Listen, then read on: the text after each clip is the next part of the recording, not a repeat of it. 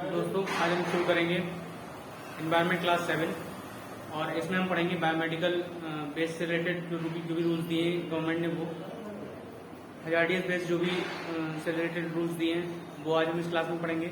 और साथ ही साथ कोस्टल रेगुलेशन जून 2019 भी पढ़ेंगे, यूएन क्लॉज पढ़ेंगे और उसके बाद वाटर एक्ट, एयर एक्ट के कुछ प्रोविजंस हैं और थोड़े वो भी हम समझेंगे इस वीडियो में। हम सबसे पहले शुरू करते हैं biomedical waste management and handling rules 2016। ये कहते हैं rules biomedical waste management and handling rules, यानी बायोमेडिकल वेस्ट रिलेटेड रूल्स। उससे पहले समझिए बायोमेडिकल वेस्ट होता क्या है। तो बायोमेडिकल जो वेस्ट है वो क्या है, जैसे हॉस्पिटल्स हो गए या फिर आपके क्लिनिक हो गए,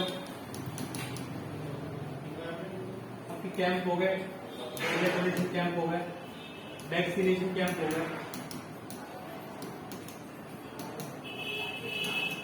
तो इन सबसे जो नीडल्स वगैरह निकलती हैं, ह्यूज नीडल्स, ठीक है, या बैग निकलते हैं, प्लास्टिक बैग, बॉटल्स पिटाई जाती है, ये सारा क्या है, ये है बायोमेडिकल वेस्ट। इसी बायोमेडिकल वेस्ट के मैनेजमेंट रूल्स कब आए, 2016 में। Is an improvement to 1998 rule. पहले भी रूल्स आ चुके थे लेकिन 2016 में जो आए उन्होंने 1998 में थोड़ा सा इम्प्रूवमेंट कर दिया। इसमें ह्यूमन और एनिमल एनाटॉमिकल वेस्ट भी होता है, ट्रीटमेंट अपैरेटस होते हैं जैसे नीडल्स, जो कि health care facilities, hospital, laboratory, immunization program, इन सब में यूज होते हैं। मैंने बता दिया, नीडल्स हो गए, बैग हो गए, बॉटल्स हो गए, जो भी इम्यूनाइजेशन प्रोग्राम, वैक्सीनेशन कैंप या फिर ब्लड डोनेशन कैंप हॉस्पिटल में, क्लिनिक में, इन सब में यूज होती हैं। तो ये सारा क्या है, ये सारा है बायोमेडिकल वेस्ट। साइलेंट फीचर्स क्या है इसके biomedical waste management rules 2016। Phase out chlorinated plastic bag, gloves and blood bag within 2 years. इनमें से जो भी क्लोरिनेटेड है, क्लोरिनेटेड प्लास्टिक बैग हो गए या बॉटल्स हो गई, ग्लव्स हो गए, तो ये सारे इन सबको हम क्या कर देंगे, फेज आउट कर देंगे, इन्हें हम हटा देंगे। ये लिखा था बायोमेडिकल वेस्ट मैनेजमेंट रूल 2016 में कि क्लोरिनेटेड प्लास्टिक बैग्स को, ग्लव्स को, ब्लड बैग्स को, इन सबको हटाना है। स्टेरिलाइजेशन ऑन साइट करना है। स्टेरिलाइजेशन का मतलब होता है कि नीडल्स को फेंकने से पहले उन्हें एक बार प्योर कर लें, उनमें से जो भी इम्प्योरिटीज हैं या फिर जो भी उसमें ह्यूमन और एनिमल एनाटॉमिकल वेस्ट बचा है या ब्लड बचा है, उसे एक बार स्टेरिलाइज कर लें। स्टेरिलाइज से क्या होगा, सारी जो इन्फेक्शंस हैं, इन्फेक्शंस खत्म हो जाएंगे और उस बायोमेडिकल वेस्ट को अब रिसाइकिल और रीयूज करा जा सकता है। वही है स्टेरिलाइजेशन ऑन साइट। और क्लोरिनेटेड प्लास्टिक बैग को आप क्या करते हैं, हटा दें। स्टेरिलाइजेशन क्या करें, ऑन साइट करें। फिर बारकोड सिस्टम के भी इसमें बात की गई। इसमें क्या कहा गया, बारकोड सिस्टम की इसमें बात करी गई। देखिए सबसे पहले बात की गई कि क्लोरिनेटेड जो भी बैग्स हैं, सीएल जो बैग्स हैं या फिर बॉटल्स हैं या क्लोरिनेटेड प्लास्टिक बैग्स हैं, तो इन्हें हम हटा देंगे, इन्हें हम हटा देंगे। दूसरी बात इसमें ये गई स्टेरिलाइजेशन की। हम किसी चीज को फेंकने से पहले उसका क्या करेंगे, स्टेरिलाइजेशन कर लेंगे ऑन साइट, साइट पर ही हम उसका स्टेरिलाइजेशन कर लेंगे। और तीसरी बात इसमें की गई, क्लोरिनेटेड बैग, बॉटल से प्लास्टिक बैग को इन सबको हटा देंगे, स्टेरिलाइजेशन करेंगे ऑन साइट। और तीसरी बात इसमें की गई, एक बारकोड सिस्टम यहाँ पे एस्टेब्लिश करेंगे। क्या करेंगे, एक बारकोड सिस्टम यहाँ पे हम एस्टेब्लिश करेंगे। बारकोड सिस्टम की बात की कि पहले इस डस्टबिन में एक हमने क्या लगा दिया, बारकोड लगा दिया। जो भी हमने इस डस्टबिन के अंदर फेंका वो बारकोड रीड करके बता देगा। बारकोड ऐसे स्कैन करिए, बता देगा कि इसके अंदर, इस पॉलीबैग के अंदर क्या क्या है। कोई भी कूड़ा फेंक है उससे पहले हम क्या कर रहे हैं, स्टेरिलाइजेशन कर रहे हैं। और सीएल बैग को हम इसमें फेल भी नहीं रहे हैं, सीएल बैग को हम पूरी तरह से क्या कर रहे हैं, फेज आउट कर रहे हैं। तो इस तरह से एक सिस्टम हमारा बन गया, barcode system, sterilisation on site और क्लोरीनेटेड बैग को हमें क्या करना है, फेज आउट करना है। इसे 4 कैटेगरी में क्लासिफाई किया जाता है। बायोमेडिकल वेस्ट को कितनी कैटेगरी है, 4 कैटेगरीज है जिसमें क्लासिफाई किया जा सकता है। आपको बायोमेडिकल वेस्ट देखना है, ये 4 डिब्बे हैं, 1 2 3 4। First category, second category, third category and fourth category. इसमें आप अलग अलग तरीके के वेस्ट जो है देख सकते हैं। याद रखेंगे कि सॉलिड वेस्ट मैनेजमेंट में कितनी कैटेगरीज थी हमारे पास, 3 कैटेगरीज, और इस वाले में कितनी है, 1 2 3 4 कैटेगरीज। अब 4 कैटेगरीज में आपने कैटेगराइजेशन इसका कर दिया। सबसे एक कौन सा सिस्टम लगा है, बारकोड सिस्टम लगा है,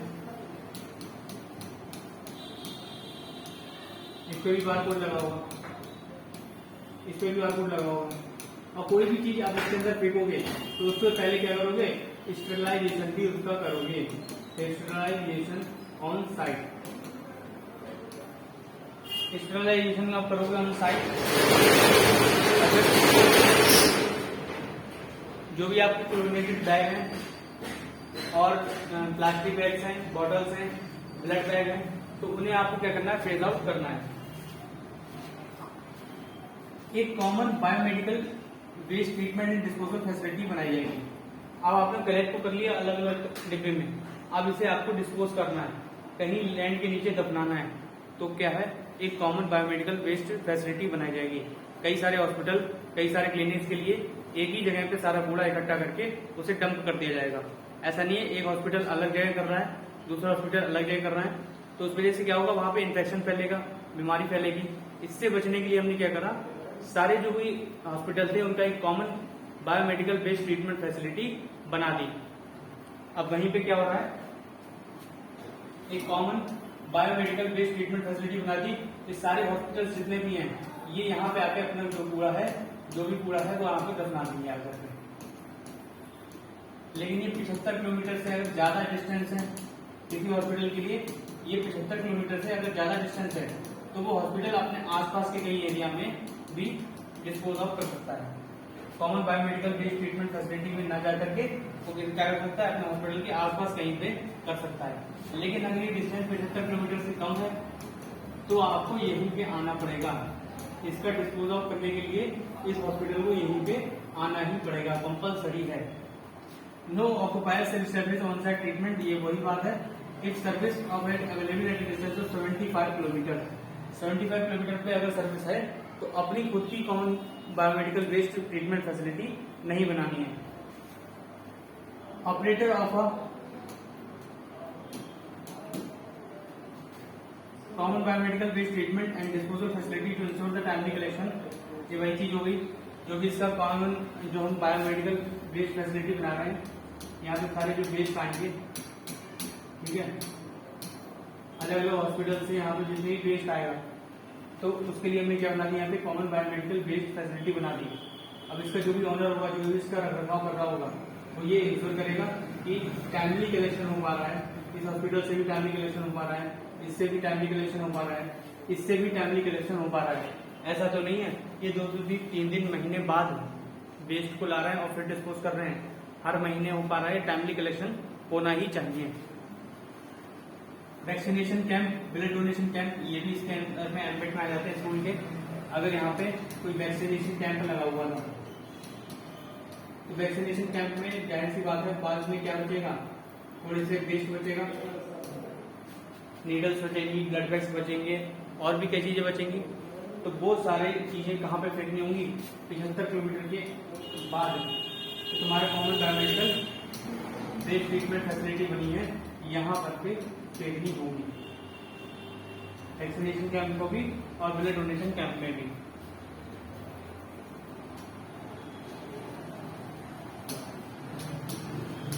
Procedure to be followed. The hospital must put in place the mechanism for effective disposal either directly or through common biomedical waste treatment and disposal facilities. जो भी हॉस्पिटल्स हैं वो इफेक्टिव डिस्पोजल या तो common biomedical waste treatment से करेंगे या खुद से करेंगे। हॉस्पिटल जिनके 1000 पेशेंट से ज्यादा आते हैं पर मंथ, उन्हें सारे उसमें कैटेगरीज में सेग्रीगेशन करना है। जैसे नीडल्स और ब्लड सॉइल पैकेज कहाँ डिस्पोज करेंगे, एक रेड कलर्ड बैग या बिन में डिस्पोज ऑफ करी जाएंगे, where they will later be incinerated और डिस्ट्रॉयड बाय गवर्नमेंट। तो इसमें एक प्रोसेस लिखा है जो होता है इनकॉर्नेशन। इसका मतलब होता है किसी चीज को जला देना। ब्लड बैग्स है, नीडल है, इसे आपने एक जगह कलेक्ट करा और इसे बर्न कर दिया। इसी बर्न करने को क्या कह रहे हैं, इनकार्नेशन। तो इन सब का इनकार्नेशन कर दिया जाता है।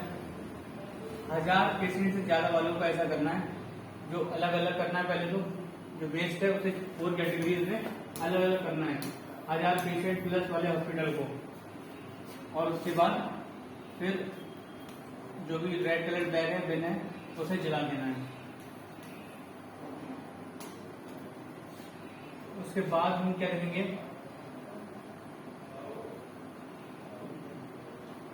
Problems of unscientific biomedical waste treatment. Problems क्या है इसके साथ, तो 85% of the waste is non hazardous. 15% या क्या है, इन्फेक्टियस है या हैजार्डियस है। मान लो 100% वेस्ट हमारा निकला कहाँ से, हॉस्पिटल से, यानी बायोमेडिकल वेस्ट है ये। इस बायोमेडिकल वेस्ट में सिर्फ 85% क्या है, 15% क्या है, तो 85% तो ये नॉन हैजार्डियस है, यानी not harmful for human beings और एनिमल्स। ये क्या है, नॉन हैजार्डियस। और 15% ये इन्फेक्टियस भी है और हैजार्डियस भी है। तो इन दोनों को अगर मिक्स कर देंगे, इस 85% और 15% को हमने फिक्स कर दिया, हमने आपस में मिला दिया, तो फिर क्या होगा, पूरा वेस्ट, एंटायर वेस्ट क्या बन जाएगा, हैजार्डियस बन जाएगा। 100% ये क्या हो जाएगा, हैजार्डियस हो जाएगा अगर हमने इन दोनों को मिला दिया, क्योंकि इसके जो मॉलिक्यूल्स हैं इसमें ट्रांसफर हो जाएंगे, इन्फेक्शन इसमें ट्रांसफर हो जाएगा। अब हम इस 85% जो नॉन हैजार्डियस था, इसे हो सकता है पहले रिसाइकिल कर सकते थे, हो सकता है पहले हम इसका कुछ और यूज कर सकते थे, लेकिन अब क्योंकि ये हैजार्डियस के साथ मिल चुका है, इन्फेक्शन इस पे लग चुका है, तो हम इस 85% का भी कुछ नहीं कर सकते। इसी वजह से it increase the recycling of prohibited disposables and drugs which will further spread infections. It also develop resistant anti microbial resistance, और इसी की वजह से क्या क्रिएट हुआ, एंटी माइक्रोबियल रेजिस्टेंस क्रिएट भी हो सकती है। क्या हो सकती है, एंटी माइक्रोबियल रेजिस्टेंस। ये चीज एंटी माइक्रोबियल रेजिस्टेंस क्या होता है, ये सपोज करते हैं कि आपकी बॉडी में कुछ अनवांटेड वायरस आ गए, आपने क्या लिया, दवाई ली,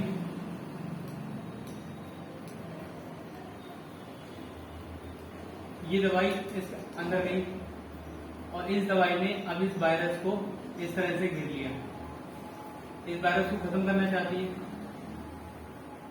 लेकिन आपने क्या करा, दवाई कुछ ज्यादा ही खा ली, तो अब ये वायरस क्या हो गया, यूज टू हो गया, इस दवाई का यूज टू हो गया। तो अब ये बार दवाई डालोगे फिर भी ये वायरस क्या होगा, ये नहीं मरेगा। ज्यादा दवाई खाने से या कम दवाई खाने से ये सब हो सकता है। ये क्वेश्चन भी पूछा था यूपीएससी ने, एंटी माइक्रोबियल रेजिस्टेंस क्या होता है, तो ये आपको याद रखना है कि जो भी वायरस है वो मेडिसिन या फिर एंटीबायोटिक्स के प्रति कुछ इम्यूनिटी बना लेता है, वो खुद नहीं खत्म होता है, तो उसी को क्या बोलते हैं, एंटी माइक्रोबियल रेजिस्टेंस। तो इसी वजह से हमें सेग्रीगेट करना है 4 कैटेगरीज में, ताकि हैजार्डियस वेस्ट और नॉन हैजार्डियस वेस्ट मिक्स ना हो, और अलग अलग हम उसे सेग्रीगेट कर सकते हैं और अलग अलग उसका डिस्पोजल कर सकते हैं। इसीलिए बायोमेडिकल वेस्ट में इसमें 4 कैटेगरीज में सेग्रीगेशन करना था। पहले रूल्स में 10 कैटेगरीज में करना पड़ता था। अदर मेजर्स क्या है, वेस्ट मिनिमाइजेशन सर्कल्स हैं, वर्ल्ड बैंक और नेशनल प्रोडक्टिविटी काउंसिल जिंदाबी MOF के साथ मिलकर के ये सारे काम कर रही है, वेस्ट मिनिमाइजेशन सर्किल बना रही है, कंपोजिट वेस्ट मैनेजमेंट इंडेक्स, ये नीति आयोग ने तैयार करी है। तो ये सारे प्रोग्राम तो चल ही रहे हैं। खैर, अब आते हैं हजार्डियस वेस्ट। हजार्डियस वेस्ट क्या होता है? एनी सब्सटेंस प्रेजेंट और release in the environment cause substantial damage to public health and environment welfare is called as hazardous substance. जो पब्लिक हेल्थ को क्या पहुंचाता है? नुकसान पहुंचाता है। पब्लिक हेल्थ को उसने क्या पहुंचा दिया? नुकसान पहुंचा दिया। तो उसी को हम क्या कह रहे हैं? हजार्डियस वेस्ट कह रहे हैं। हजार्डियस वेस्ट क्या हो सकता है? टॉक्सिसिटी होती है, एनिबिलिटी होती है, corrosivity, reactivity, explosive, thus any waste that contains hazardous substance is called hazardous waste। कोई भी वेस्ट जिसमें hazardous substance होता है तो हम क्या कहते हैं? hazardous waste कहते हैं। persistent organic pollutants क्या होते हैं? persistent organic pollutants are defined as chemical substances that persist in the environment, bioaccumulate through the food web and pose a risk of causing adverse effect to human health and the environment। They are chemicals of global concern due to potential for long-range transport and ability to biomagnify and bioaccumulate in the ecosystem। Persistent organic pollutants क्या हैं? जो environment में बहुत लंबे समय तक रहते हैं, ऐसे केमिकल्स को हम क्या बोलते हैं? persistent organic pollutants कहते हैं। तो काफी समय तक एनवायरमेंट में रहते हैं, उन्हें डिग्रेड नहीं होते और वो आपस फिर एक एनिमल में एक्यूमुलेट होते जाते हैं। जैसे मान लीजिए ग्रासहोपर्स है, ये ग्रासहोपर्स है 1 2 3 4। इन ग्रासहोपर्स को किसी बड़े एनिमल ने खाया, ऐसे बड़े एनिमल से 3। इन 3 बड़े एनिमल को किसी इनसे भी बड़े एनिमल 2 लोगों ने खाया, और उसके बाद उससे बड़ा एनिमल मान लीजिए लॉयन आया, तो अगर इसमें कोई केमिकल है, मान लीजिए डीडीटी स्प्रे करा था फसल में और इन ग्रासहोपर्स ने डीडीटी खाया, तो वो डीडीटी इसमें भी है, इसमें भी है, इसमें भी है, ये सब डीडीटी है। अब इन 4 का डीडीटी इन 3 एनिमल में चला जाएगा, क्योंकि डीडीटी क्या हो रहा है? एक्यूमुलेट हो रहा है। एक परसिस्टेंट ऑर्गेनिक पॉल्यूटेंट है, वो डिग्रेड नहीं हो पा रहा, तो इस वजह से वो डीडीटी इन एनिमल्स में भी पहुंच गया, और अब इन एनिमल्स में ज्यादा हो गया, फिर और ऊपर जाएगा तो इन 3 एनिमल्स में जितना डीडीटी था वो डीडीटी इन 2 एनिमल्स में पहुंच जाएगा, तो यहाँ पे भी डीडीटी बहुत बढ़ गया। तो इसे हम क्या कह रहे हैं? इसे हम कह रहे हैं बायोमैग्निफिकेशन। ये डीडीटी का बायोमैग्निफिकेशन हो गया, डीडीटी यहाँ पे मैग्नीफाई हो रहा है ऊपर तक, इसे हम कहते हैं बायोमैग्निफिकेशन। और लंबे समय तक अगर ये ग्रासहोपर में ही रहेगा तो इसे हम बोलेंगे बायो एक्यूमुलेशन। तो वही चीज है, ये परसिस्टेंट ऑर्गेनिक पॉल्यूटेंट्स की बताई गई है। परसिस्टेंट ऑर्गेनिक पॉल्यूटेंट्स भी हजार्डियस वेस्ट के अंतर्गत आते हैं।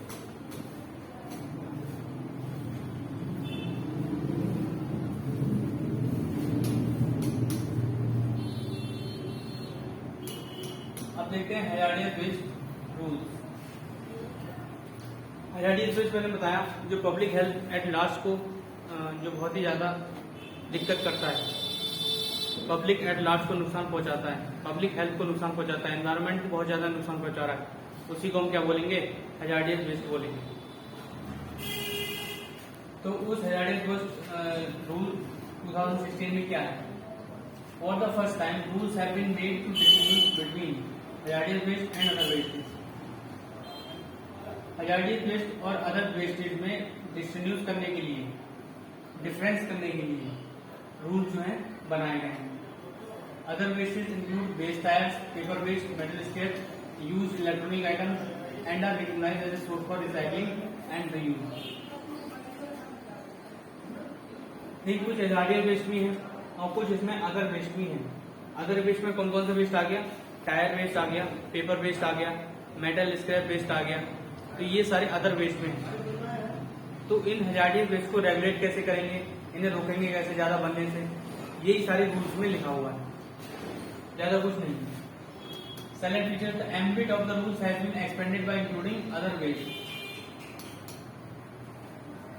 इसमें क्या लिख दिया गया? Other waste. तो ये रूल जो हो गए एक ब्रॉडर लेवल पे देखने लगे, एक ब्रॉडर कॉन्सेप्ट को देखने लगे।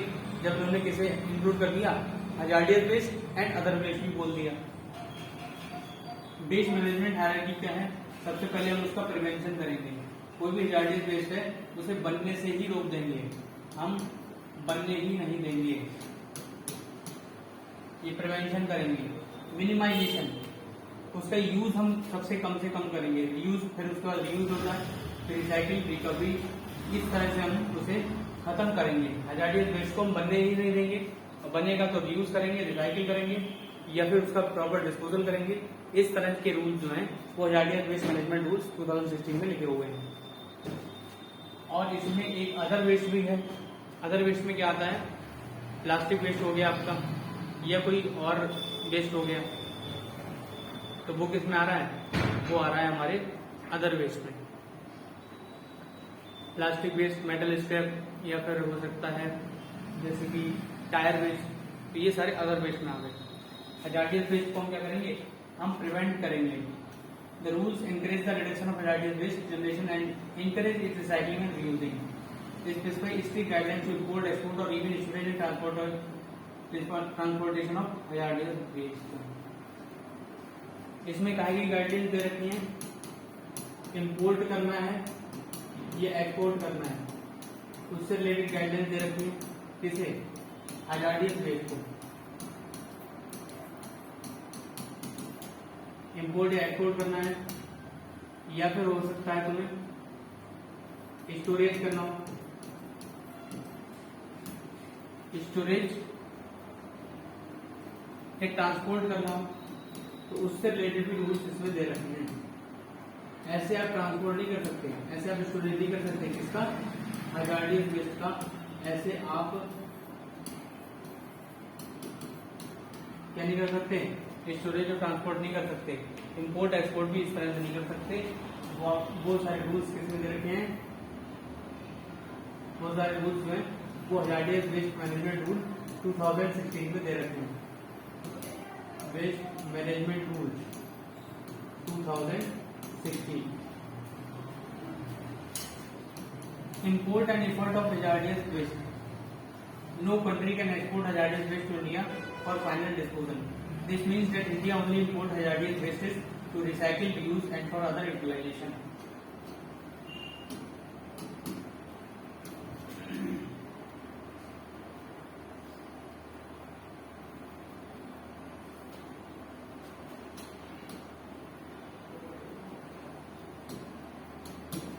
इंपोर्ट और एक्सपोर्ट से रिलेटेड क्या दिया रखा है?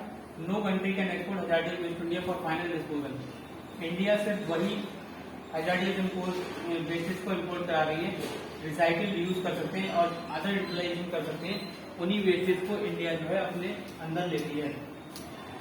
ये मान लीजिए इंडिया, तो इंडिया सिर्फ वही हजार्डियस वेस्ट लेगी जिनका वो क्या कर सकती है, जिनका वो रिसाइकिल कर सकती है, रीयूज कर सकती है, या फिर अदर यूटिलाइजेशन के लिए कर सकती है।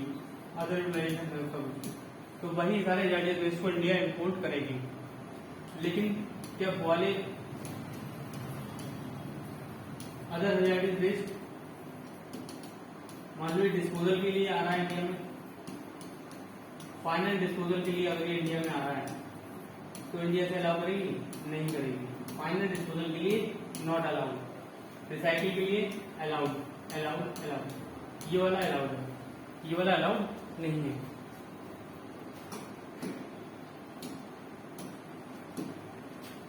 तो इंपोर्ट और एक्सपोर्ट से रिलेटेड रूल देख लिया। इसमें अदर वेस्ट भी था, ये हमने देखा। सीक्वेंस ऑफ प्रायोरिटी है, सबसे पहले इसका प्रिवेंशन करना है, फिर उसके बाद ये यूज या रिसाइकिल कर सकते हैं अगर वो बन गया है। इंपोर्ट एक्सपोर्ट से रिलेटेड गाइडलाइन देखी। अब स्टोरेज और ट्रांसपोर्ट से रिलेटेड देखेंगे। इंडिया ओनली इंपोर्ट ये हो गया। Rules specify the procedure for importing and exporting hazardous waste from India. सारे रूल्स दे रखे हैं। ये हजार्डियस वेस्ट है इंडिया में,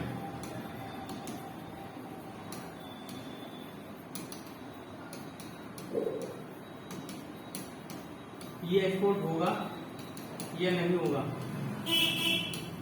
ये वाला रूल भी दे रखा है। हजार्डियस वेस्ट कोई अंदर आना चाहता है ये इंपोर्ट होगा या नहीं होगा, ये सारे रूल्स भी किसमें दे रखे हैं, इसी में दे रखे हैं हजार्डियस वेस्ट मैनेजमेंट रूल्स 2016 में। Treatment storage and disposal facility, ये कैसे करेंगे, इसमें भी क्लियर डायरेक्शन है इस चीज का कि इसका ट्रीटमेंट कैसे करना है, कहाँ पे स्टोर करना है, कैसे उसकी डिस्पोजल फैसिलिटी होगी। तो ट्रीटमेंट करना है, स्टोरेज करना है, डिस्पोजल करना है, तो आपको एसपीसीबी से परमिशन लेनी होगी। SPCB establish under the water act 1974, वही एसपीसीबी है ये, ज्यादातर काम पॉल्यूशन से रिलेटेड देखती है। उसका आपको ऑथराइजेशन लेना पड़ेगा, किसके लिए, स्टोरेज के लिए या फाइनल डिस्पोजल के लिए। फाइनल डिस्पोजल जो है आपको वही ऑथराइज करेगी। लेकिन आपको पैकेजिंग करनी है, लेवलिंग करनी है, तो उसमें आपको कौन मदद कर सकती है, उसमें आपको सीपीसीबी मदद करेगी। पैकेजिंग लेवलिंग के लिए इसमें आपको कौन मदद करेगी, सीपीसीबी। ठीक है, सीपीसीबी इसमें आपको मदद करेगी। ट्रांसपोर्ट में या अदर बेसिस में इसमें आपको सीपीसीबी मदद करेगी। If the waste is to transported, हाँ मान लीजिए स्टेट है यूपी और ये स्टेट है उत्तराखंड, यहाँ से हजार्डियस वेस्ट आपको जाना है, कि हजार्डियस वेस्ट फाइनल डिस्पोजल के लिए कहाँ जाना है, यूपी से उत्तराखंड जाना है। तो जो सेंटर स्टेट है यूपी, इसे एसपीसीबी, इसे क्या करना पड़ेगा, एसपीसीबी से परमिशन लेनी पड़ेगी और नो ऑब्जेक्शन सर्टिफिकेट लेना पड़ेगा एसपीसीबी फ्रॉम बोथ स्टेट। कौन सा एसपीसीबी से, यूपी के प्लस उत्तराखंड के एसपीसीबी से परमिशन लेनी पड़ेगी।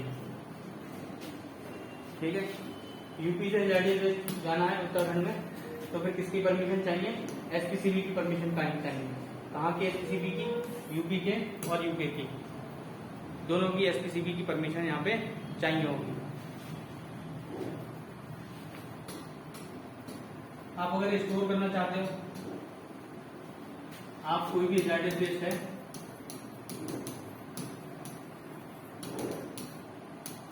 उसे डिस्पोज ऑफ करना चाहते हो, फाइनल डिस्पोजल उस वक्त करना चाहते हो,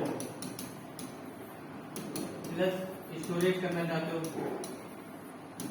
या फिर उसका ट्रांसपोर्ट करना चाहते हो। जो ट्रांसपोर्ट, स्टोरेज और डिस्पोजल का कौन देखेगा काम, स्टोरेज और डिस्पोजल का काम देखेगा SPCB.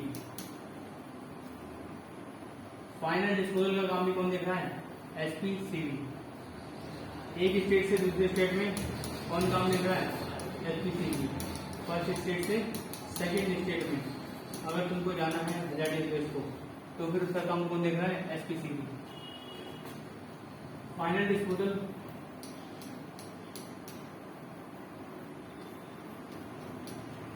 Final disposal plus storage, ये करना है एसपीसीबी।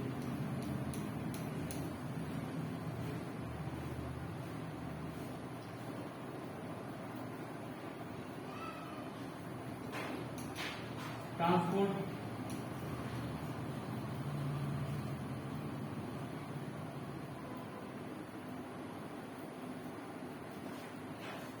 एक जगह से दूसरी जगह पे ट्रांसपोर्ट करना है, तो इसका काम कौन देखेगा, ये देखेगा सीपीसीबी। पैकेजिंग लेवलिंग कौन करेगा, सीपीसीबी। ठीक है, पैकेजिंग लेवलिंग कौन देख रहा है, सीपीसीबी देख रहा है। ट्रांसपोर्ट कौन देख रहा है,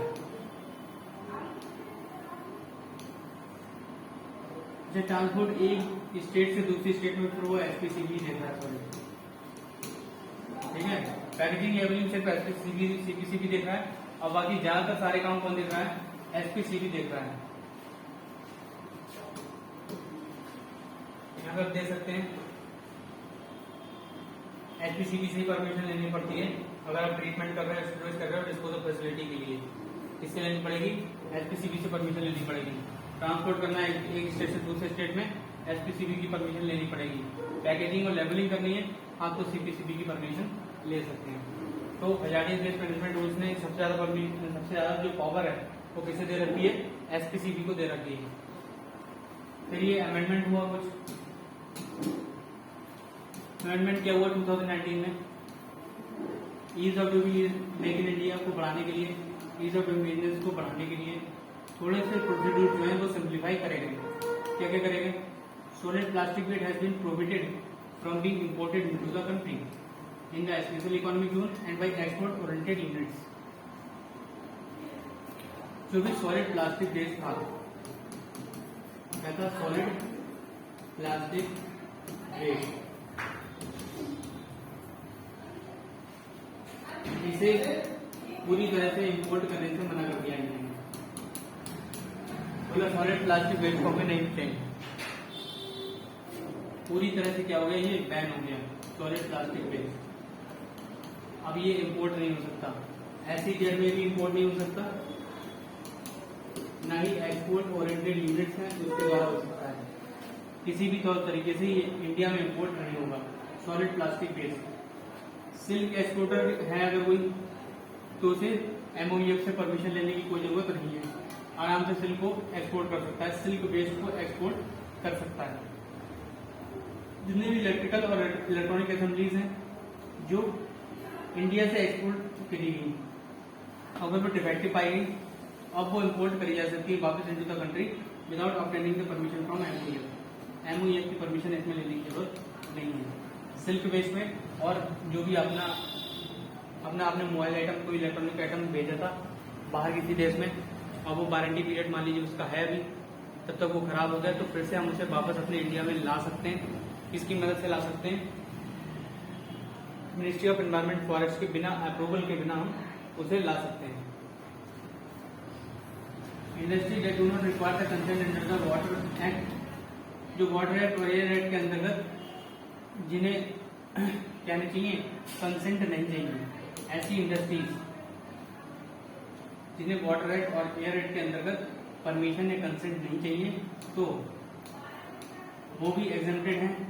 इसके अंतर्गत hazardous and other waste rule के अंतर्गत वो भी क्या रहेंगी? एग्जेम्प्टेड रहेंगी।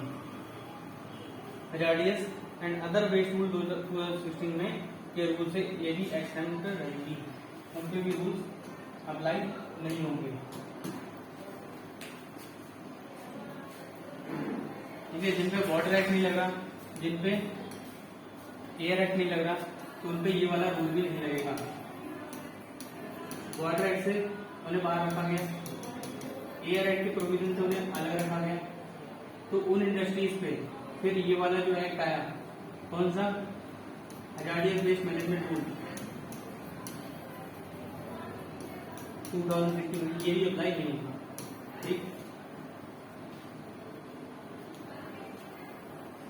जो भी आइटम्स हैं, इलेक्ट्रिकल आइटम्स हो गए और इलेक्ट्रॉनिक असेंबलीज होंगी, तो वो अगर इंडिया से गए हैं बाहर और इंडिया ने वारंटी दी थी 1 साल की और उसके बीच में वो खराब हो गए, तो उसे फिर से हम क्या कर सकते हैं? This can be exported back, sorry this can be imported back without the permission of, किसकी परमिशन के बिना? MOEF की परमिशन यहाँ पे लेने की जरूरत नहीं है। MOEF की परमिशन लेंगे क्या? नहीं लेंगे। सिल्क वेस्ट के एक्सपोर्टर्स को भी MOEF की जरूरत, MOEF की परमिशन की जरूरत नहीं होगी। सिल्क वेस्ट वालों को ये जरूरत नहीं होगी। इंडस्ट्रीज जो एयर एक्ट वाटर एक्ट नहीं लग रहा है, उन पर ये वाला रूल नहीं लगेगा। उसके बाद सॉलिड प्लास्टिक बैग, हाँ ये पूरी तरह से क्या है? बैन। सॉलिड प्लास्टिक वेस्ट ये 100% प्रोहिबिटेड है।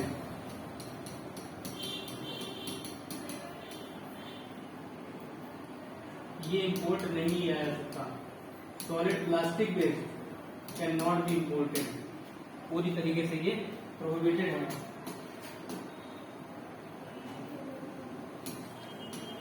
तो 2019 में हमने देख लिया क्या क्या इम्पोर्ट करना है, क्या क्या नहीं करना है। ठीक है, ये सब हमने देख लिया। ये अमेंडमेंट 2019 की इसमें कुछ इंडस्ट्रीज को एग्जाम किया गया इस रूल से, और कुछ इंडस्ट्रीज को MOEF की परमिशन लेनी नहीं है अगर वो इम्पोर्ट कर रहे हैं कोई सामान इलेक्ट्रिकल या फिर जो भी इलेक्ट्रॉनिक असेंबलीज हैं वो, और MOEF की परमिशन कम लेनी है। सिल्क वेस्ट एक्सपोर्टर्स को भी MOEF की परमिशन नहीं लेनी है। और वही दूसरी तरफ सॉलिड प्लास्टिक भी पूरी तरह से बैन कर दिया गया है इम्पोर्ट करने से। अभी तो कोई सिगरेट बट्स के लिए कोई मतलब रूल नहीं आया ना। तो इसमें क्या होता है, सिगरेट बट्स में सेलुलोज एसीटेट पाया जाता है। क्या पाया जाता है? सेलुलोज एसीटेट, और उसमें रेयन पाया जाता है। तो ये सेलुलोज एसीटेट और रेयन क्या होता है, इसमें टॉक्सिसिटी डेट तो अवेलेबल है नहीं, और ये बहुत ही लंबे टाइम के लिए परसिस्ट करेगा। इसका मतलब ये क्या है, परसिस्टेंट ऑर्गेनिक पॉल्यूटर है।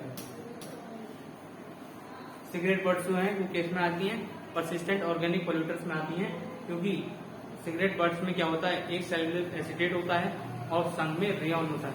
इसकी कोई भी टॉक्सिसिटी डेट नहीं है हमारे पास, तो वो बहुत लंबे समय तक रहेंगी। MOEF ने पूछा कि सिगरेट बट्स के लिए हैजार्डियस क्यों नहीं कहा गया, तो हेल्थ मिनिस्ट्री ने बोला कि ये नॉन बायोडिग्रेडेबल है, तो इसलिए अब फिर NGT के पास ही फैसला गया कि सिगरेट बट्स का क्या करना है, इनके कुछ फाइनल डिस्पोजल के लिए कोई रूल बनाओ। तो NGT ने बोला कि CPCB को, NGT ने ये केस फिर CPCB को ट्रांसफर किया, बोला कि CPCB कुछ रूल्स बनाए इनके सिगरेट और सिगरेट की जो सिगरेट और बीड़ी बट्स होते हैं, सिगरेट और बीड़ी के जो बट्स होते हैं ऊपर जो ऐसा निकला रहता है फिल्टर जो होता है, ये सिगरेट हुई, ये वाला जो है ये बट्स होता है, ये फिल्टर होता है।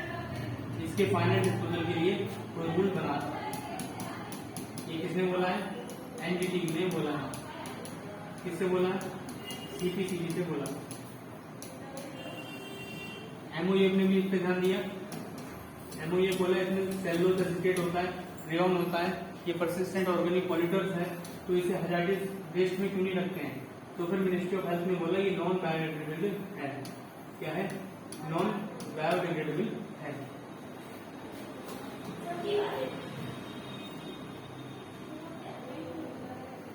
अब आते हैं ई वेस्ट मैनेजमेंट रूल्स पे।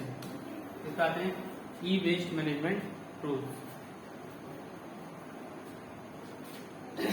फिर से एक बार रिवाइज कर लेंगे पीछे का सब। हैजार्डियस वेस्ट मैनेजमेंट रूल्स में क्या बोला गया?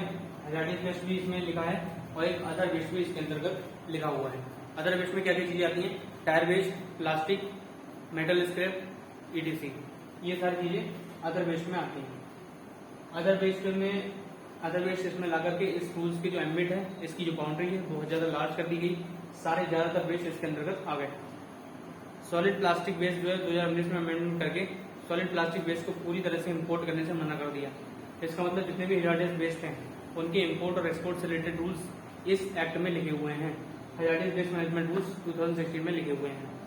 एक वेस्ट मैनेजमेंट अथॉरिटी भी बनाई जाएगी और ज्यादातर हम हैजार्डियस वेस्ट को रोकेंगे पैदा होने से, यानी प्रिवेंशन करेंगे, उसके मैन्युफैक्चरिंग को ही क्या करेंगे, उसकी प्रिवेंशन कर देंगे, मतलब उसे बनने ही नहीं देंगे। खत्म होने की बात अलग है, रिसाइकिल यूज तो बाद में आएगा, लेकिन हम उसे शुरू होने नहीं देंगे हैजार्डियस वेस्ट को। ये इसमें लिखा है इंपोर्ट या एक्सपोर्ट और even storage and transportation of hazardous waste. Strict guidelines हैं किससे रिलेटेड? इंपोर्ट या एक्सपोर्ट से रिलेटेड इसमें, और स्टोरेज और ट्रांसपोर्टेशन से रिलेटेड भी इसमें एक स्ट्रिक्ट गाइडलाइंस हैं। क्या क्या रिलेटेड? स्टोरेज से, ट्रांसपोर्टेशन से, इंपोर्ट से, एक्सपोर्ट से, सब से, मतलब सारी जो गाइडलाइंस है वो स्ट्रिक्ट गाइडलाइंस दे रखी है हैजार्डियस वेस्ट से रिलेटेड।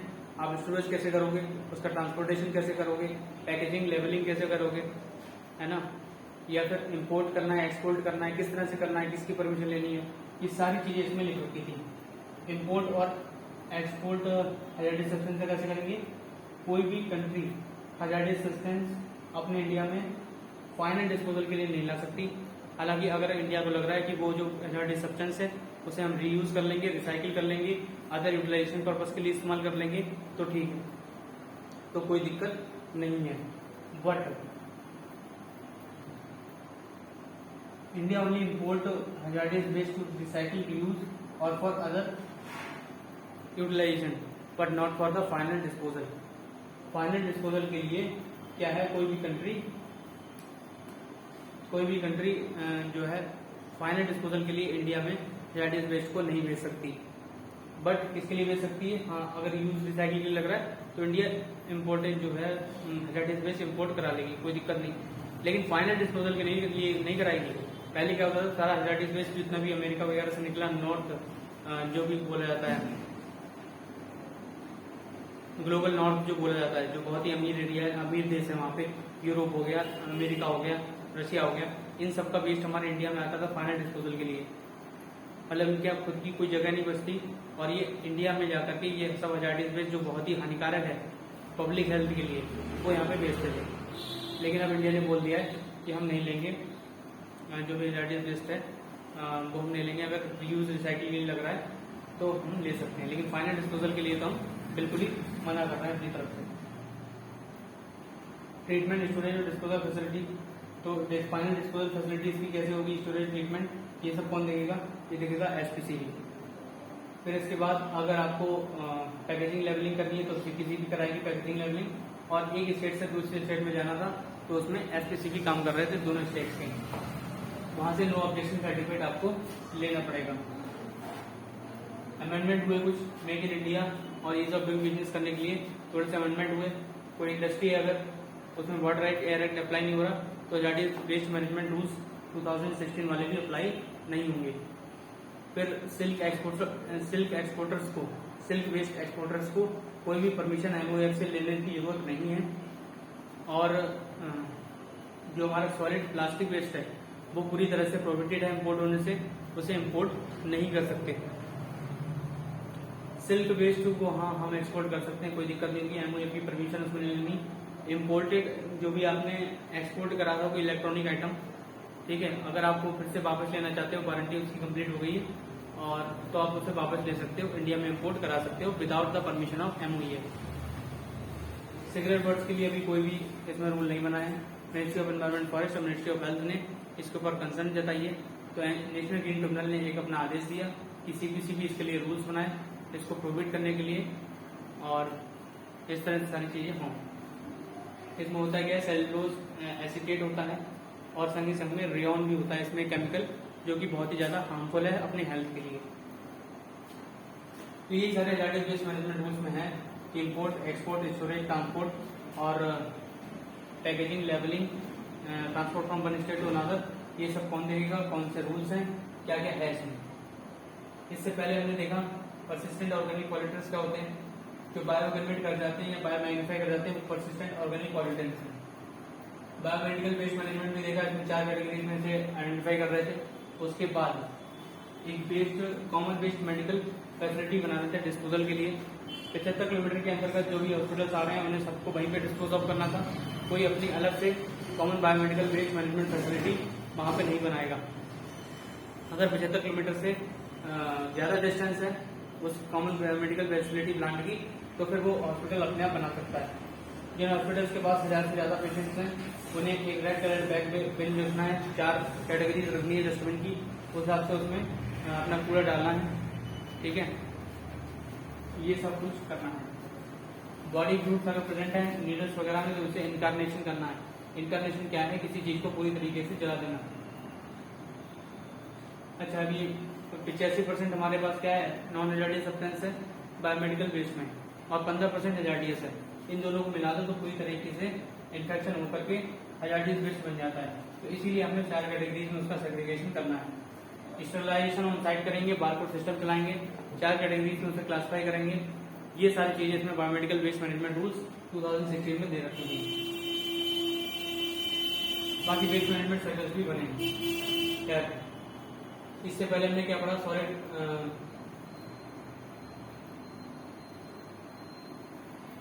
वेस्ट मैनेजमेंट रूल 2016 में हमने पढ़े।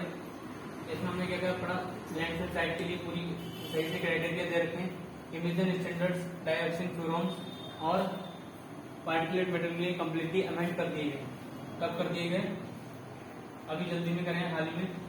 डाइऑक्सिन फ्यूरॉन और पार्टिकुलेट मैटर के लिए यहाँ पे जो भी इमिशन स्टैंडर्ड है वो यहाँ पे आइडेंटिफाई करे गए और उसे अमेंड भी किया गया, कम्प्लीटली अमेंड किया गया। डाइऑक्सिन फ्यूरॉन और पार्टिकुलेट मैटर को किसमें, सॉलिड वेस्ट मैनेजमेंट रूल्स 2016 में। सॉलिड वेस्ट मैनेजमेंट रूल्स ने 3 कैटेगरीज में क्लासिफाई करा और उसी तरीके से रिसोर्स सेग्रीगेशन करना है, टोटल रेस्टोरेंट को बायोमैग्नेशन है, कंपोस्टिंग फैसिलिटी अपने आप वहां पे बनानी है। कलेक्ट बैग स्कीम तो है ही इसमें ईपीआर, लेकिन बायोमेडिकल वेस्ट मैनेजमेंट में क्या कलेक्ट बैग स्कीम है, क्या ईपीआर है? एक्सटेंडेड प्रोड्यूसर रिस्पॉन्सिबिलिटी, तो एक्सटेंडेड प्रोड्यूसर रिस्पॉन्सिबिलिटी मेरे ख्याल से बायोमेडिकल वेस्ट मैनेजमेंट रूल में नहीं है। थोड़ी बहुत हालांकि हजारिक वेस्ट मैनेजमेंट रूल में है, ठीक है, लेकिन बायोमेडिकल वेस्ट मैनेजमेंट रूल्स में ये कलेक्ट बैग वाली स्कीम जो है वो नहीं है, क्योंकि इसमें कुछ कलेक्ट बैग करने के लिए होता ही नहीं है। हजारिक वेस्ट में भी ज्यादातर नहीं है, क्योंकि ई वेस्ट में है, हजारिक वेस्ट मैनेजमेंट में कलेक्ट बैग स्कीम नहीं है। फिर सॉलिड वेस्ट मैनेजमेंट में है बिल्कुल ये वाला, इसमें कलेक्ट बैग स्कीम भी है। और अगर 100 किलोमीटर में एक solid waste based refuse drive plant है, तो रिफ्यूज ड्राइव प्लांट से ही उसे फ्यूल एनर्जी ड्राइव करनी है जो उसके आसपास इंडस्ट्री है। कितना 100 किलोमीटर के आसपास इंडस्ट्री है तो उसे 5% जो नीड्स है अपनी एनर्जी नीड्स वो आरडीएफ से ही रिप्लेस करनी पड़ेगी, ये भी था इसमें। और इस पूरे को इंसेंटिव कौन प्रोवाइड कराएगा, इंडस्ट्रीज को इंसेंटिव कौन प्रोवाइड कराएगा, ministry of new and renewable energy. Composting biomethanation बनाएंगे, यूजर फीस फॉर कलेक्शन है, ईपीआर, ये सारी चीजें इसमें थी, ये सारी चीजें किसमें थी, सॉलिड वेस्ट मैनेजमेंट रूल्स में थी। क्या बनाएंगे, ईपीआर बनाएंगे, बायोमेडिकल वेस्ट मैनेजमेंट फैसिलिटी नहीं बनाएंगे, बट इसमें कंपोस्टिंग के लिए, बायोमैग्नेशन के लिए ये सब करेंगे। और तो प्लास्टिक रिप्रोडक्शन आ गया, हाँ, यूजर फीस फॉर कलेक्शन करेंगे, कंपोस्टिंग बायोमैग्नेशन करेंगे, promotion of waste to energy, ये सारी चीजें सॉलिड वेस्ट मैनेजमेंट में था। अच्छा, प्लास्टिक वेस्ट मैनेजमेंट में क्या था, इसमें ईपीआर इसमें भी है, रिस्पॉन्सिबिलिटी किसकी होती है, हाँ, फिर इसकी जो थिकनेस थी वो बढ़ा दी जाएगी। मल्टी लेड प्लास्टिक बैग के साथ क्या करना है, या सिंगल यूज प्लास्टिक के साथ क्या करना है, ये सारी चीजें दी थी। ये 2022 तक कम्प्लीटली बैन हो जाएगी, ऐसी एक लिस्ट सीपीसीबी ने दी है सिंगल यूज प्लास्टिक की। इसमें क्या है, कटलरी आइटम्स और प्लास्टिक शीट्स हैं, स्वीट बॉक्स हैं, प्लास्टिक पैकेजिंग रैपिंग फिल्म्स हैं, पॉलिस्टीन थर्मोकोल है, डेकोरेशन वाला, PVC banners with less than 100 microns and plastic stickers, ठीक है। तो ये सारी चीजें सीपीसीबी के द्वारा बैन कर दी गई हैं।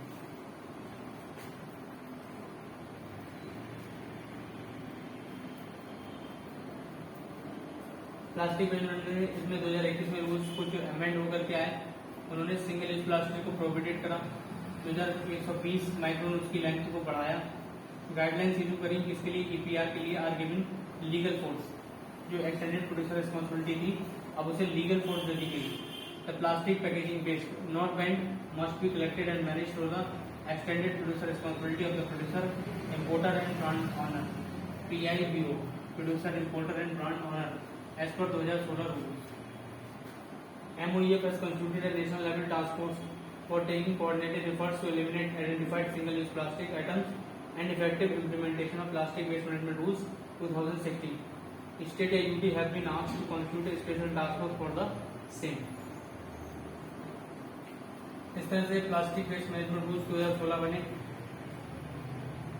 अच्छा, प्लास्टिक वेस्ट मैनेजमेंट रूल्स को इम्प्लीमेंट करने के लिए और सिंगल यूज आइटम को इसमें एलिमिनेट करने के लिए यहाँ पे एक स्पेशल टास्क फोर्स बनी है स्टेट AUT की, और नेशनल लेवल पे भी एक टास्क फोर्स बनाई है किसने, मिनिस्ट्री ऑफ एनवायरमेंट फॉरेस्ट ने। Plastic packaging waste not banned must be collected and managed through the extended producer responsibility of the producer, importer and brand owner as per the 2016 rules. कुछ ऐसे plastics हैं जो भाई ban नहीं हुए तो उन्हें PIBO की EPR रिस्पॉन्सिबिलिटी है, एक्सटेंडेड प्रोड्यूसर रिस्पॉन्सिबिलिटी, उससे कलेक्ट बैक कर लेना। थिकनेस ऑफ कैरी बैग यहाँ पे बढ़ाई गई, सिंगल यूज प्लास्टिक को यहाँ पे खत्म किया गया।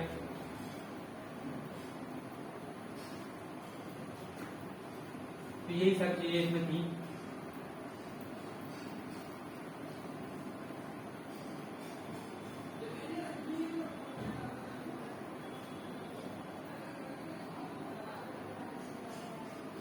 मल्टी लेयर प्लास्टिक को कब खत्म किया गया? 2018 के अमेंडमेंट में किया गया। सिंगल यूज प्लास्टिक को कब खत्म किया गया? 2021 के अमेंडमेंट में किया गया। 2018 में जब मल्टी लेयर पैकेजिंग प्लास्टिक को भी रिमूव करा गया, तब एक चीज और की गई कि कैरी बैग्स को एक्सप्रेसिवली उसमें मेंशन नहीं कर सकती कैरी बैग कितने का है। तो ये भी ये रूल 15 जो है ऑमिट हो गया, मतलब अब ये खत्म हो गया है। अब आप जितनी यहाँ पे कैरी बैग्स की प्राइसिंग कर सकते हो, जैसे कैरी बैग 10 का मिलेगा, 20 का मिलेगा, वो अपने हिसाब से कर सकते हो। सेंट्रल रजिस्ट्रेशन है प्रोड्यूसर इंपोर्टर ब्रांड ओनर का। सेंट्रल रजिस्ट्रेशन सिस्टम सीपीसीबी के साथ, यानी सीपीसीबी के साथ आप रजिस्ट्रेशन कर सकते हो। और रजिस्ट्रेशन करने के बाद आप क्या करोगे? प्रोड्यूसर इंपोर्टर ब्रांड ओनर इन सब का जब आप सेंट्रल रजिस्ट्रेशन सिस्टम बनाओगे सीपीसीबी के द्वारा और प्रोड्यूसर इंपोर्टर ब्रांड ओनर के द्वारा, यहाँ पर जो है जब वो रजिस्टर्ड हो जाएंगे तो उनकी एक ईपीआर एक्सटेंडेड प्रोड्यूसर रिस्पॉन्सिबिलिटी आ जाएगी। सॉलिड वेस्ट मैनेजमेंट में इतना ज्यादा कुछ ईपीआर नहीं है। सॉलिड वेस्ट मैनेजमेंट में कलेक्ट बैग थोड़ी पैकेजिंग वेस्ट के लिए है। ब्रांड ओनर जो अपने मार्केट उसमें सेल करते हैं उसमें मतलब सॉलिड वेस्ट मैनेजमेंट रूल्स में ये चीज है। नॉन बायोडिग्रेडेबल पैकेजिंग मटेरियल में जो भी अपना मटेरियल सेल कर रहे हैं उन्हें कलेक्ट बैग का भी सिस्टम होना चाहिए। ये सॉलिड वेस्ट मैनेजमेंट लिखा सबसे ज्यादा ईपीआर कैसे लिखा है? प्लास्टिक वेस्ट मैनेजमेंट में लिखा है।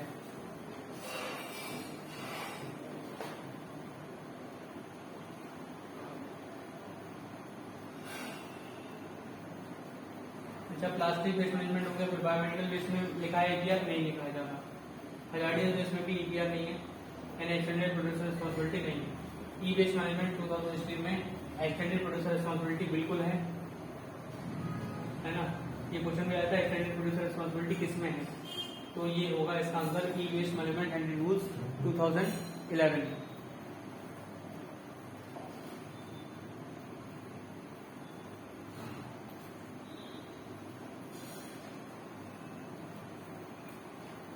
ई वेस्ट मैनेजमेंट के बारे में हम पढ़ने वाले हैं। ई वेस्ट मैनेजमेंट क्या है?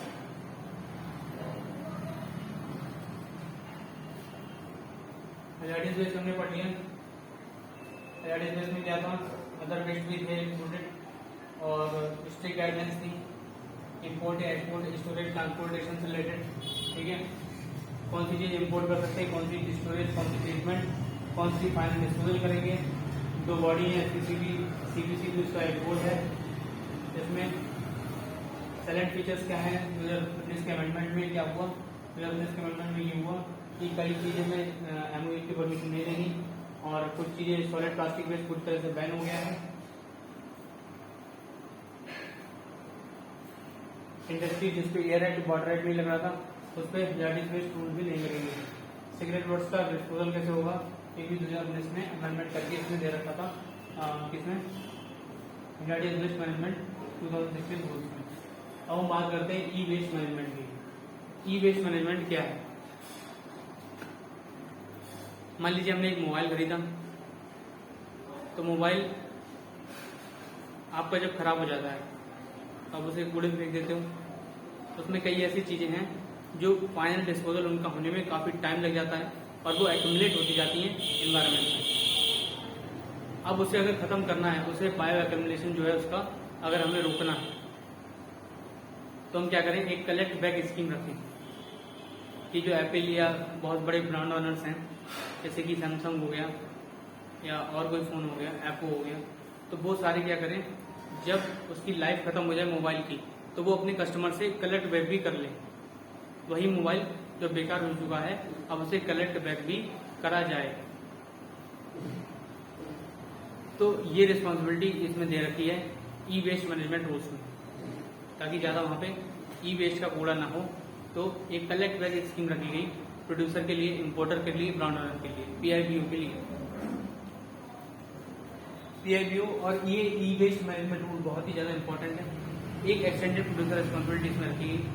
एक्सटेंडेड प्रोड्यूसर रिस्पॉन्सिबिलिटी हमने प्लास्टिक वेस्ट मैनेजमेंट रूल्स में भी पढ़ी, प्लास्टिक वेस्ट मैनेजमेंट रूल्स में भी हमने इसमें पढ़ी थी। सॉलिड वेस्ट मैनेजमेंट रूल्स में भी हमने कलेक्ट बैग स्कीम पढ़ी। तो कलेक्ट बैग भी क्या है, यही है ईपीआर। ईपीआर जो हमने प्लास्टिक वेस्ट मैनेजमेंट में पढ़ी थी, तो ये थी कोई भी प्रोड्यूसर है, इंपोर्टर है, ब्रांड ओनर है, वो अगर चाहता है कि हम प्लास्टिक बैग्स प्रोड्यूस करें तो वो वहाँ एक सर्टिफिकेट लेके और सीपीसीबी से सेंट्रल रजिस्ट्रेशन करके वो ले सकता है।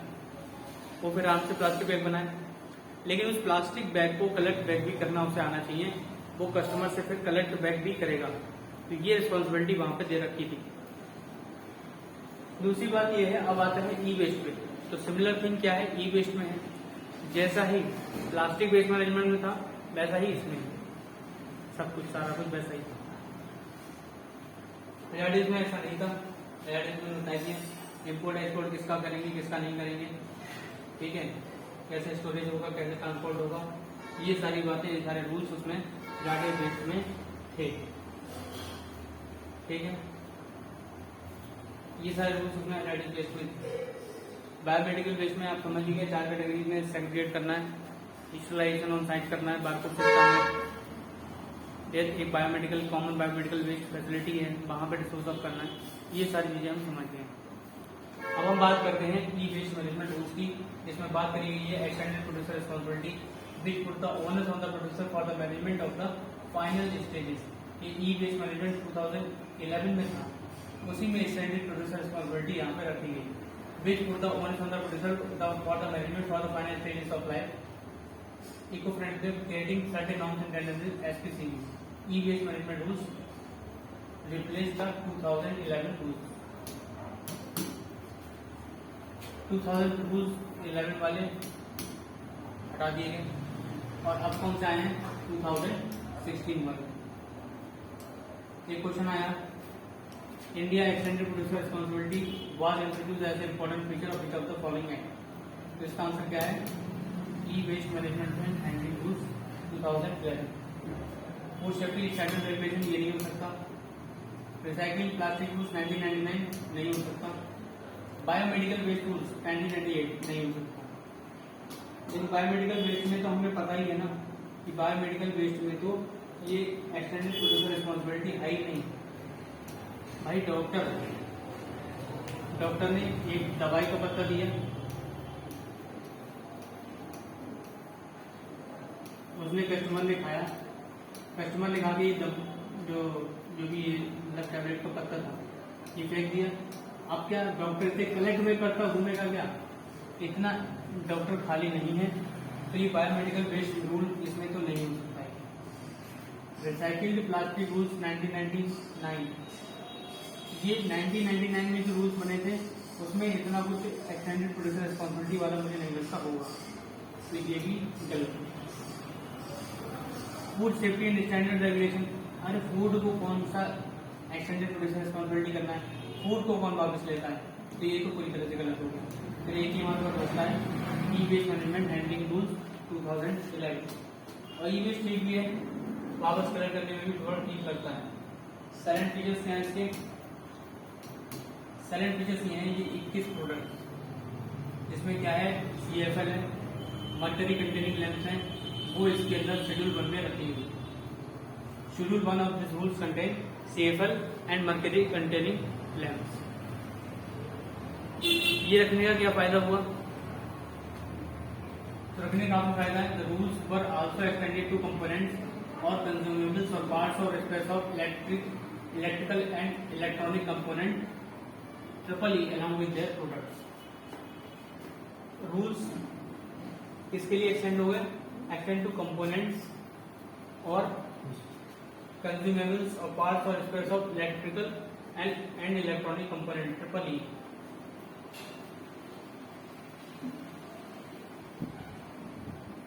ट्रिपल ई क्या है, electrical and electronic component.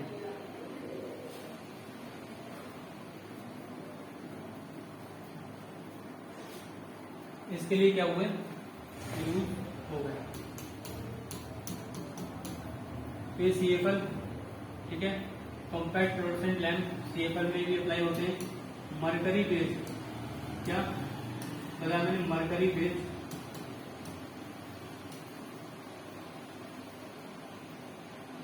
Based या मरकरी कंटेनिंग लैंप,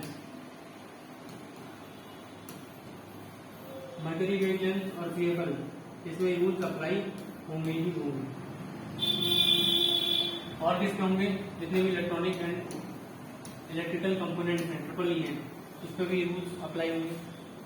CFL पे, मरकरी बेस्ड लैम्प पे 21 प्रोडक्ट हैं, और हमारे ट्रिपल ई यानी कि electrical and electronic components equipment, sorry, तो इन सारे पे ये ई वेस्ट मैनेजमेंट रूल्स अप्लाई होंगे। 2022 में क्या हुआ, ये जो 21 प्रोडक्ट थी ये बढ़ा करके 100 प्रोडक्ट कर दी गई और सभी पे अप्लाई होगा। जैसे MRI मशीन होती है डॉक्टर के पास, या कोई बायोमेडिकल कंपोनेंट्स हैं, इक्विपमेंट्स हैं, तो उन पे भी ये अब रूल्स जो हैं अप्लाई होने लगे हैं।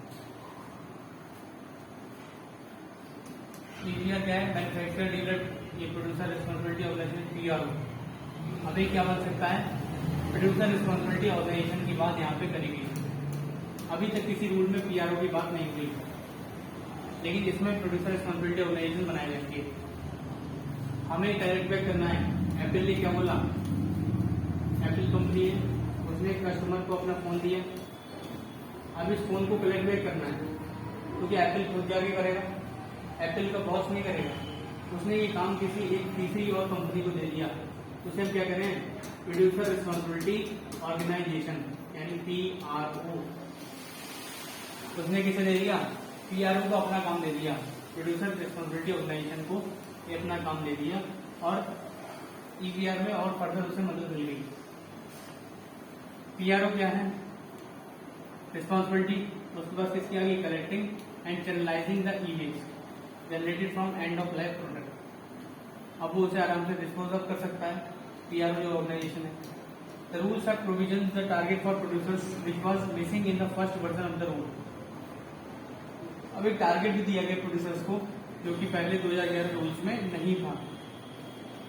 Now manufacturers are mandated to take back their sold products with recommended mechanism. अब उन्हें क्या करना है?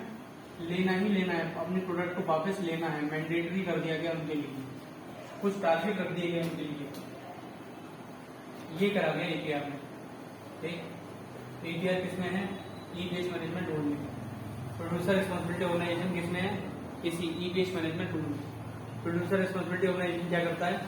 कलेक्ट बैक करते समय एक कंपनी ने अपनी कोई और छोटी कंपनी ले ली जो EPR का काम सही से देख रही है, वही क्या है? प्रोड्यूसर रिस्पॉन्सिबिलिटी ऑर्गेनाइजेशन हो गया। उसके बाद आगे बढ़ते हैं।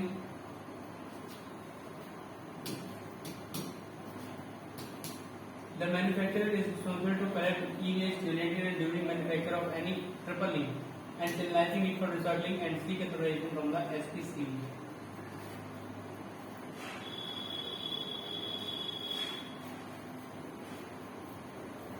वही डिस्पोजल अगर आपको करना है, फाइनल डिस्पोजल आपको करना है किसी भी प्रोडक्ट का, फाइनल डिस्पोजल आपको करना है, तो आप किससे अथॉराइजेशन लोगे? SPCB से अथॉराइजेशन लेनी पड़ेगी। CPCB, अब CPCB इसमें क्या काम करेगी? हजार्डियस वेस्ट में CPCB किसका काम कर रही थी? पैकेजिंग, लेबलिंग कर रही थी। लेकिन इस वाले में CPCB का काम ये होगा,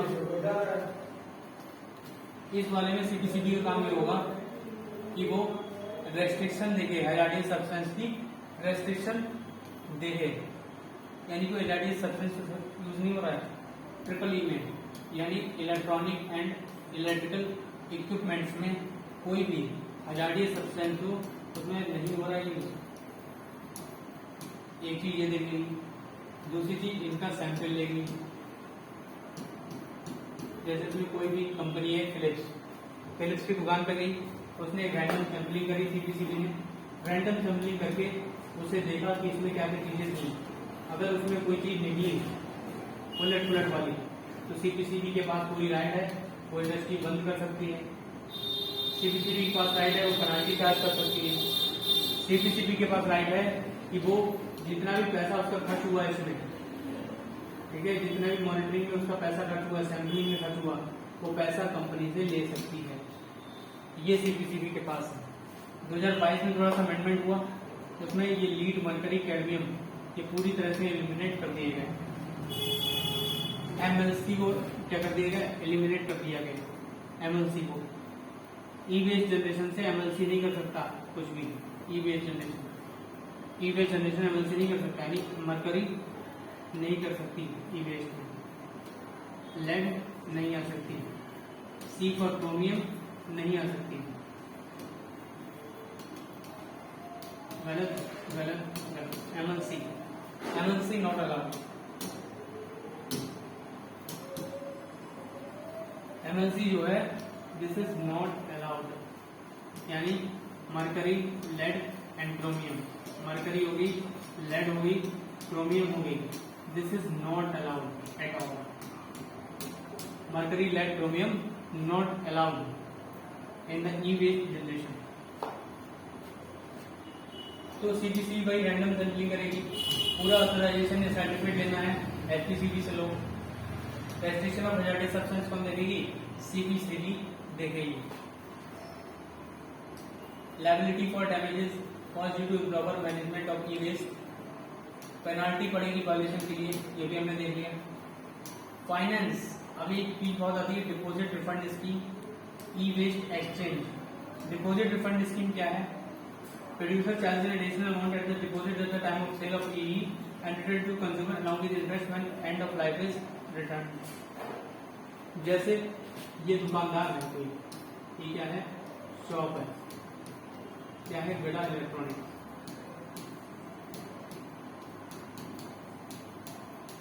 इसमें मान लो मैं जाता हूँ, यहाँ पे कौन है? जेठा। तो जेठा मुझसे बोला कि आप ये वाला मोबाइल लो,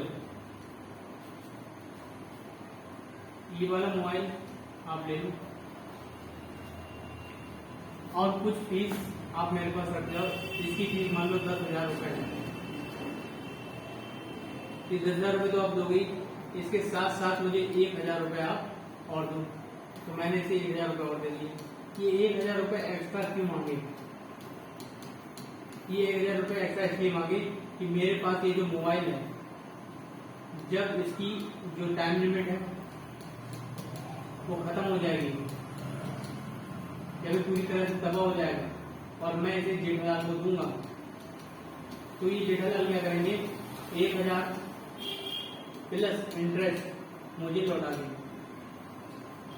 1,000 प्लस इंटरेस्ट मुझे क्या करेंगे? यहाँ पे लौटा देंगे जेठालाल।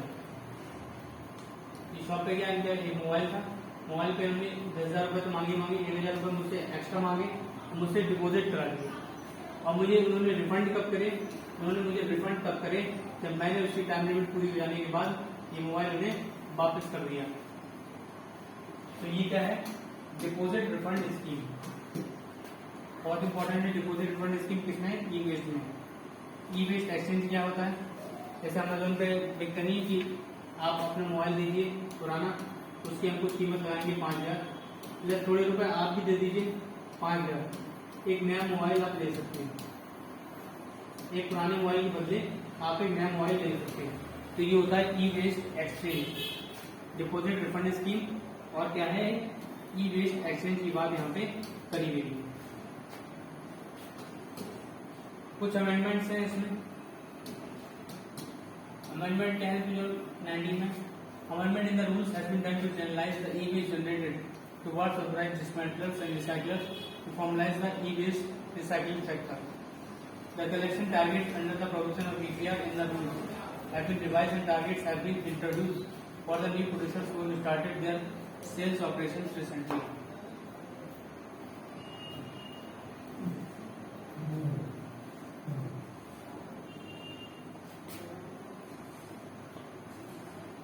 थोड़े से इसमें टारगेट बस इसमें थोड़े से बढ़ाए गए और कुछ नहीं है। कलेक्शन टारगेट इसमें दे रखे हैं, ज्यादा कुछ 2019 में नहीं किया गया। फेज वाइज कलेक्शन करना था 10%। जितना भी तुम्हारा ई-वेस्ट प्रोड्यूस हुआ उसका 10% आपको क्या लेना है 2017 से 18, फिर 10% आपका बढ़ता जाएगा और 2023 के बाद टारगेट 70% हो जाएगा। जितना भी अपने क्वांटिटी जनरेट करी वेस्ट जनरेशन की उसका 70% आपको वापस लेना है। एक्सटेंडेड प्रोड्यूसर रिस्पॉन्सिबिलिटी 70% हो जाएगी किसके बाद 2023 प्लान के बाद। उससे पहले 2017 से 18 में कितनी है सिर्फ 10%। जितना भी ई-वेस्ट जनरेट किया उसका 10% आप कलेक्ट बैक कर रहे हो तो भी कोई दिक्कत नहीं है। 2019 में अमेंडमेंट करके ये 70% बढ़ा दी गई 2023 के बाद।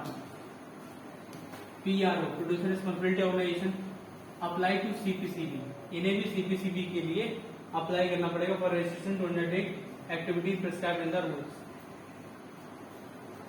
CPCB से रजिस्ट्रेशन यहाँ पे करना पड़ेगा। CPCB यहाँ पे क्या कर रही थी, सैंपलिंग भी कर रही थी, हैजार्डियस सब्सटेंस देख रही थी, इसमें कोई हैजार्डियस सब्सटेंस जैसे कि MLC यानी मरकरी लेड क्रोमियम तो नहीं पड़ा है। और SPCB क्या कर रही थी,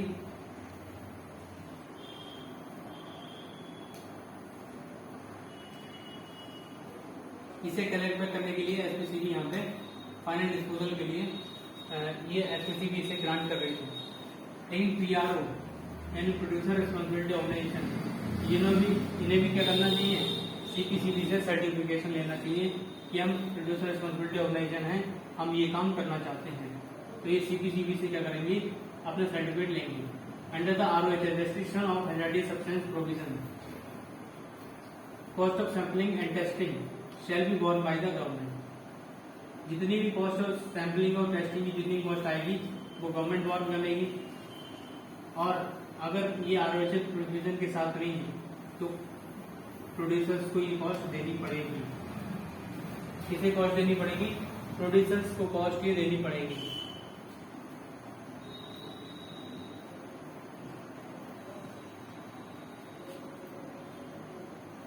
देखो restriction of hazardous substances, sampling और टेस्टिंग की पहले तो गवर्नमेंट उसे कॉस्ट दे देगी।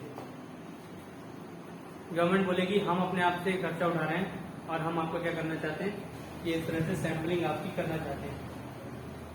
अगर सैंपलिंग में कुछ गलत निकल आता है, MLC निकल आता है यानी मरकरी लेड या क्रोमियम निकल आता है, तो हम क्या करेंगे, सारी कॉस्ट अब आप दोगे, आप प्रोड्यूसर देगा।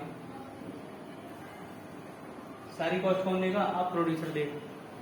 पहले तो सारी कॉस्ट हम ही बेयर कर रहे थे CPCB, ठीक, बट अगर कुछ निकल आता है गलत तो फिर वो प्रोड्यूसर इसमें पे करेगा।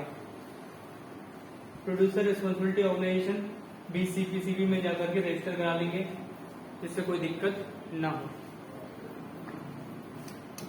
ई-वेस्ट मैनेजमेंट रूल 2022 में क्या हुआ, इसमें बहुत ज्यादा प्रोडक्ट्स इसमें इंक्लूड करेगी।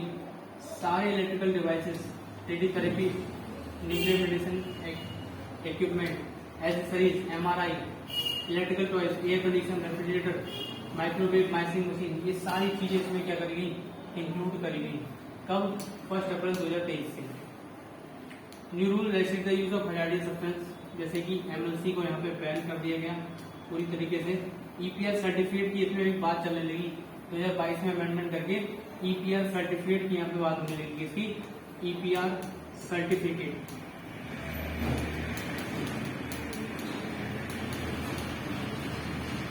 ये क्या है, ये बिल्कुल कार्बन क्रेडिट की तरह काम करते हैं।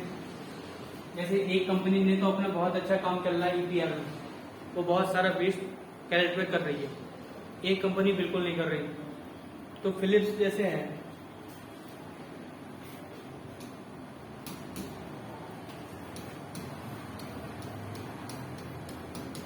एक कंपनी है फिलिप्स, एक कंपनी है सोनी।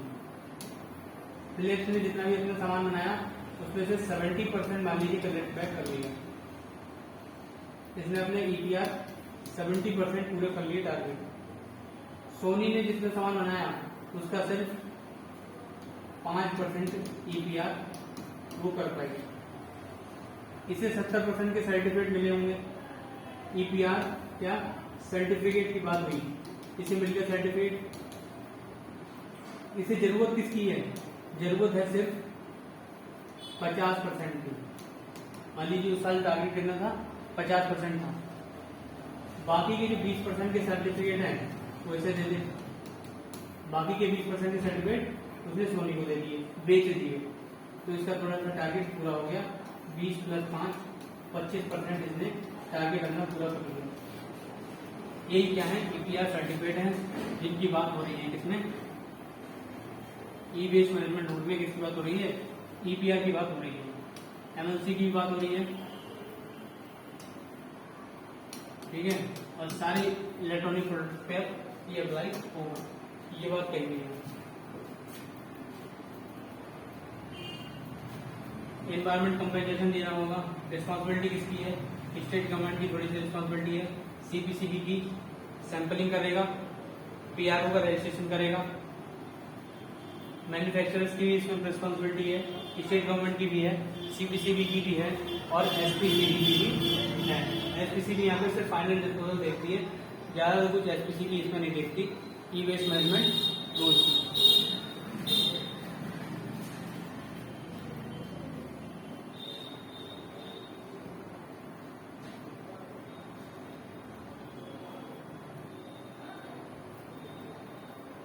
हाँ, अब आते हैं हमारे पास कोस्टल रेगुलेशन जोन।